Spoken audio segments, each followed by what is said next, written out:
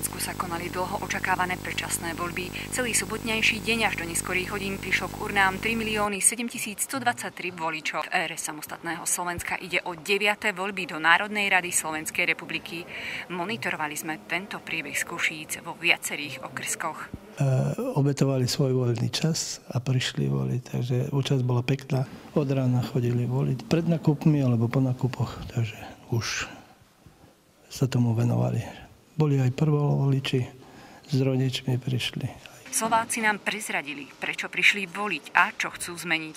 Niektorí z nich nepremeškali ani jedny voľby. Sa zaujímam trošku o tú politiku a nie je mi to ľahostajné, v akej krajine žijem. Ako prvovolič veľmi ma zaujíma to, ako bude fungovať náš štát.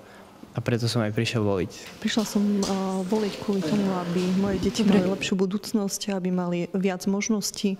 Vo voľbách kandidovalo 24 politických strán a hnutí a jedna koalícia. Najviac hlasov od voličov získala strana Smer SD, na druhom mieste skončilo Progresívne Slovensko a tretí je Hlas SD. Do parlamentu sa dostala aj koalícia Oľano a priatelia, Kresťanská únia za ľudí, KDH, strana SAS a SNS. Predčasné voľby do Národnej rady Slovenskej republiky v Košiciach prebiehali bez akýchkoľvek problémov.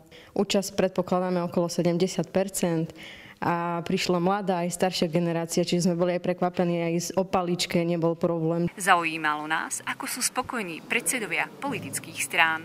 Som rád, že ste dali dôveru kresťanskej demokracii a konzervatívnej politike.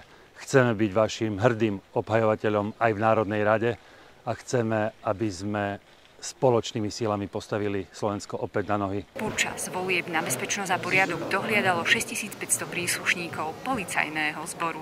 Z Košíc pre televíziu Noe Janka Mičkaninová, Pavelová.